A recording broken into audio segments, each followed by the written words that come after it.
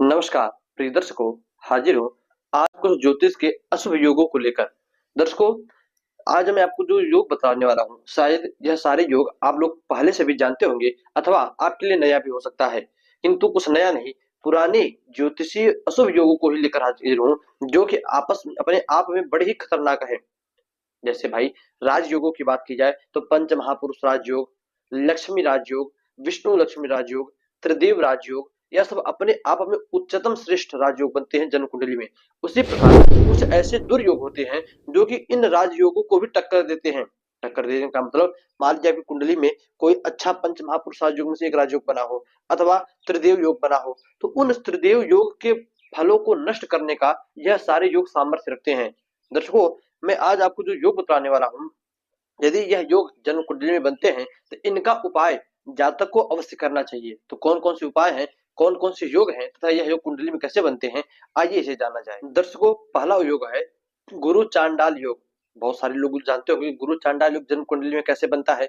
तो आप अपनी जन्म पत्रिका देखिए, आपकी कुंडली में कहीं पर भी देव गुरु बृहस्पति के साथ राहु अथवा केतु, ये दोनों ग्रह एक साथ बैठे हों। मैंने तो यहाँ भाई मेष लग्न की कुंडली ली है, तो ये नहीं कि जन्म कुंडली में इसी जगह पर या मेष लग्न की कुंडली में सूत्र घटित हो। आपकी कुंडली किसी भी लग्न की हो, किसी भी राशि की हो, यदि कुंडली में कहीं पर भी 12 भाव में से कहीं पर भी गुरु के साथ राहु और केतु ग्रह बैठे हैं, तब आप यह मान के चलिए, मान लिया आपकी जन्म कुंडली में यह गुरु चांडाल योग बना ही है, तब आपका स्वभाव कैसा होगा, या जिस भी जातक की जन्म कुंडली में यह योग बने उस जातक का स्वभाव कैसा होगा। ऐसा जातक गुरु को पीड़ित, गुरु जो है पीड़ित हुए, राहु केतु से पीड़ित हुए, तब ऐसा जातक जो है मुंह फट होगा, जो भी बातें मन में आती होंगी सामने वाले को बोल देता होगा, कभी भी किसी मर्यादा का भाव नहीं रखता होगा, किसी से क्या बातें करनी है उसे पता ही नहीं, चाहे छोटों को नहीं देखता, बड़ों को नहीं देखता होगा, जो मन में आया सो कह दिया। कभी भी ऐसा जातक बड़े बुजुर्गों का सम्मान नहीं करता। उसको ऐसी अवस्था में ऐसा जातक पेट का अथवा श्वास का रोगी होता है। ऐसे जातक को चाहिए कि वह देवगुरु बृहस्पति की आराधना करे, देवगुरु बृहस्पति का व्रत इत्यादि करके उन्हें मजबूत करे। दूसरा जो योग है वह है सूर्य ग्रहण अथवा चंद्र ग्रहण योग। अब यह योग कैसे बनता है, पहले आप खगोलीय विज्ञान से देखो तो ग्रहण कैसे लगता है। हमारी जो धर्मशास्त्र की दृष्टि है वो तो यही कहती है कि राहु ग्रह आकर सूर्य को अथवा चंद्र को निगल जाए तो सूर्य ग्रहण अथवा चंद्र ग्रहण लगता है। बिल्कुल इसी प्रकार जन्म कुंडली में जहां पर सूर्य प्लस चंद्रमा दोनों ग्रह बैठे हो, हमारे सूर्य यहाँ पर बैठे तो चंद्रमा यहाँ पर भी हो सकते हैं, अलग अलग भी हो सकते हैं, एक साथ भी बैठ सकते हैं, तो कहीं पर भी सूर्य चंद्रमा बैठे हो और उनके साथ राहु बैठ जाए, यहाँ राहु उनके साथ बैठ जाए तो यह सूर्य ग्रहण योग लगता है, अथवा चंद्रमा के साथ बैठे तो चंद्र ग्रहण योग लगता है।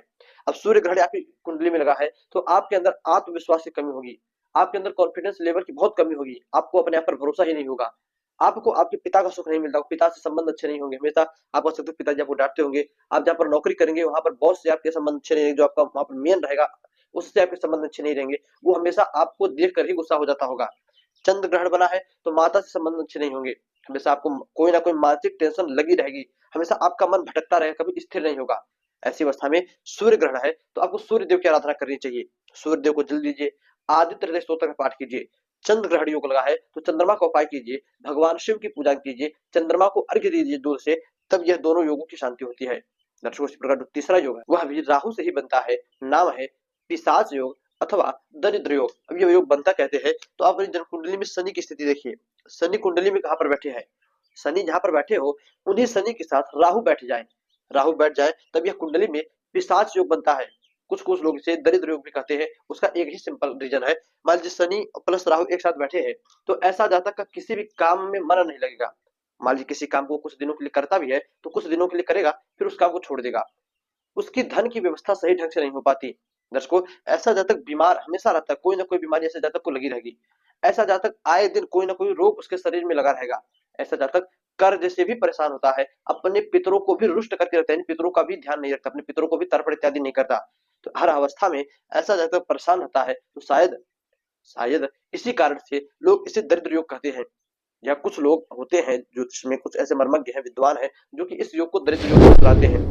एक तो ये रीजन हुआ। दूसरा, दोस्तों, शनि प्लस राहु एक साथ हो तो ऐसा जातक दुर्घटनाएं, ऐसे जातक के साथ दुर्घटनाएं बड़ी ही जल्दी जल्दी होती हैं। एक दो महीने पहले कोई दुर्घटना हुई, पुनः हो गई, फिर एक दो हफ्ते नहीं बीता फिर से कोई दुर्घटना हो गई, तो ऐसे जातक के साथ कोई ना कोई दुर्घटनाएं हमेशा होती रहती है।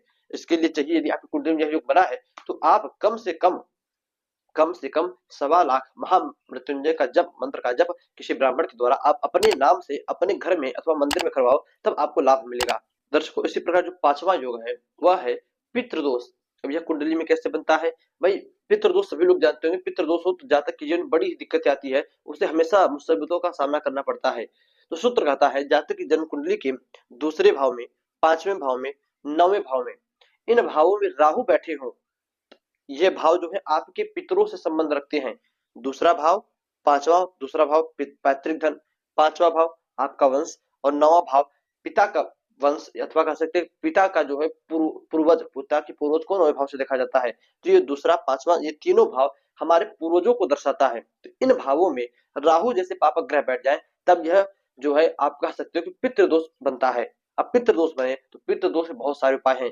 पितृपक्ष में पितरों की आराधना करो, बहुत सारे उपाय मैंने पूर्व में भी बता दिए हैं, आपको नीचे आई बटन में लिंक मिल जाएगा। आप उन उपायों को देखकर इस पितृदोष की शांति करवाइएगा। दर्शकों, आखिरी और छठा जो योग बनता है अशुभ योगों में वो है काल सर्प दोष। इस पर भी हमने फुल डिटेल वीडियो बनाई है और अभी कुछ दिनों में ही नाग पंचमी आने वाली है। तो इस नाग पंचमी में यदि आप इस सर्प दोष की, काल सर्प दोष की शांति करो तो आपको बहुत अच्छा लाभ मिलेगा। दर्शकों, सर्प दोष बनता कैसे है, शांति कैसे करनी चाहिए, ये सभी का लिंक आपको नीचे वीडियो में मिल जाएगा, आई बटन में मिल जाएगा, आप वहां से देख लीजिएगा।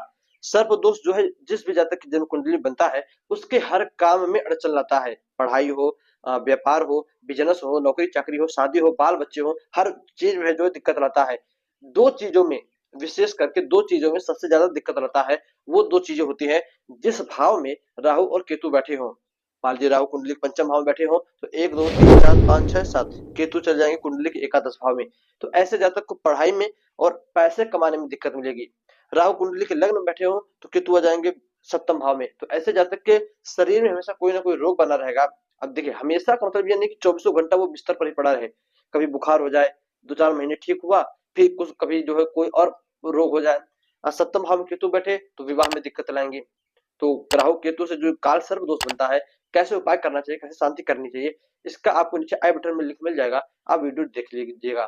दर्शकों, बस आज इतना ही, इजाजत दीजिएगा, मैं पुनः आपसे मुलाकात होगी आने वाले दिनों में। नाग पंचमी के दिन हमारी एक वीडियो एक दो दिन पहले ही अपलोड कर दिया जाएगा। विशेषकर नाग पंचमी के दिन सर्पों की पूजा कैसे करें। यदि आपकी कुंडली में राहु से संबंधित थोड़ा भी दोष होगा या इनमें से कोई भी एक योग बना होगा तो आप नाग पंचमी के दिन सर्पों की पूजा करके इन दोषों को भी शांति कर सकते हो। भाई राहु है तो राहु सर्प के अब कारक माने गए हैं, तो आप राहु की पूजा करोगे, सर्प की पूजा करोगे तो राहु प्रसन्न हो जाएंगे।